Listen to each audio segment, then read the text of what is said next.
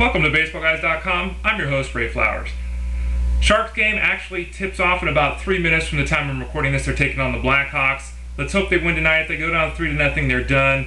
The recovery by the Flyers in the last round of the playoffs to come back from that 3-0 deficit made them only the third team in NHL history to come back from that deficit.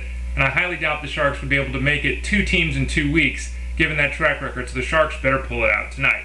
Back to the world of baseball, the big name in the news today is Roy Oswalt. Now, Oswalt had back issues last year that caused some concern, but he worked out over the summer diligently, came into the year healthy, and he's pitched very, very well this season. Now, his record doesn't reflect that. The Astros offense has been anemic all season, and in fact, Oswalt's got the lowest run support mark per 9 innings pitch of any starting pitcher in baseball right now. But he has, like I said, pitched very, very well. Why do I mention this? Well, Oswalt came out today and officially requested a trade to the GM of the Astros, Ed Wade. What does this mean? Well, this means obviously that the Astros have an opportunity to move Oswalt. They'll get a chance to get back big-time players because Oswalt is still a difference maker, much like a guy like Cliff Lee has been in the past. Oswalt, though, is due a lot of money. At 32 years of age with some questionable health in his background, how much are teams going to be willing to give up player-wise if they're going to have to take on part of this salary? Now, Oswalt is due $15 million for the rest of this season. He's due $16 million next year. And then in 2012, he's either going to get a $16 million contract or a $2 million buyout. Astros are probably going to have to eat at least a portion of that in order to move him. Look for them to continue to hold on to Oswalt, make this really a situation where they drive the price up through intense bidding as we get closer to the trade deadline. But it looks like Roy Oswalt will be wearing a different uniform come the playoffs, or at least playoff time, in 2010.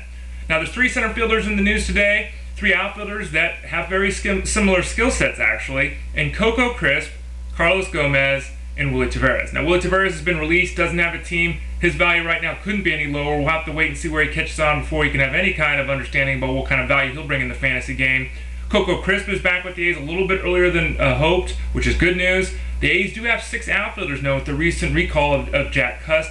Really kind of uncertain how the playing time is going to divvy out. I would expect Crisp to play most of the time if he's healthy. He's coming back from the hand issue. He had work done on both his shoulders in the offseason, so I'm not sure where he's at physically, but he's a veteran who's been there, done that, and been on some really good teams. So look for Crisp to bring that to the A's ball club. And then you've got Gomez with the Brewers. Gomez is a young guy, tons of talent and exuberance, very good fielder. Still needs to work on his plate discipline, needs to cut that stroke down, hit the ball on the ground a little bit, let his talent for running and using his wheels be his guide, not trying to hit home runs.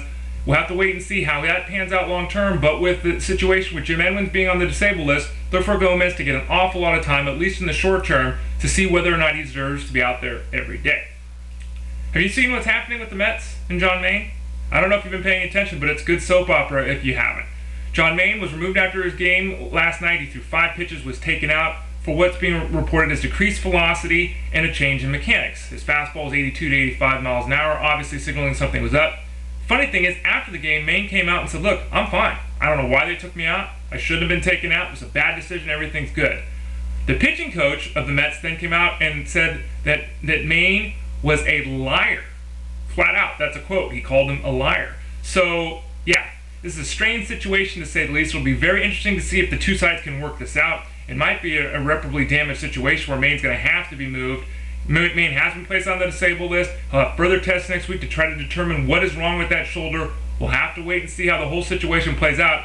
But another situation for the Mets with an injury, and another situation that doesn't look like it's going to necessarily end the way the fans want it to. Curtis Granderson, another player in New York, has a hamstring issue. He's been out on the disabled list. The Yankees have been going with Marcus Timms and Randy Wynn, kind of sharing the spot there with Granderson out. Good news with Granderson, his hamstring is improving. He's gone out on a minor league rehab assignment. He hopes to be back by the middle to late next week. He's about a week away from returning. Really good news for the Yankees, as well as those people that have been holding on to Granderson in their fantasy leagues. What about guys like Aaron Hill and Raul Ibanez? Both these guys have struggled. Both of the veterans had great seasons last year.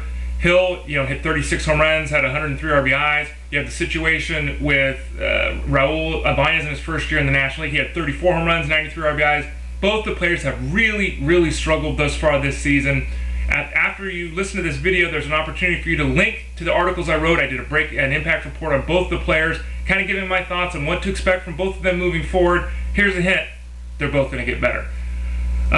Interleague play is upon us. I detest interleague play. I think it's an abomination to the game. 100 years of tradition thrown out the window. Baseball was the only sport where you kept it. American League, National League, and only had the two of them meet in the World Series. I don't like the fact that they now do it in the regular season. However, I seem to be in the minority. The fans love it. Everyone gets excited for it, so it's here to stay. Look for teams, though, to do some different things over the weekend and in the next short while, because of the fact that these American League teams are now going to have to remove a DH. We've got a situation where a guy like Luke Scott is now going to play first base instead of Garrett Atkins because they'll no longer have the DH. David Ortiz will play some first base for the Red Sox. So make sure when you set your fantasy lineups, you take a look where those AL teams are playing and realize that some of those guys that are full-time DHs may not see as much playing time in the short term as they have been when they play in their own leagues. And finally, for those of you that haven't heard yet, big news, I'm really excited about it, something I wanted to do my entire life. I will be the co-host, along with Kyle Elfrink, of Fanball's Sirius satellite radio show moving forward. We're going to start the show on June 21st. It'll be heard 5 to 8 p.m. Eastern Standard Time every day through the week. Still waiting for some particulars, but it looks like, let me get the station right, it will be on XM 125.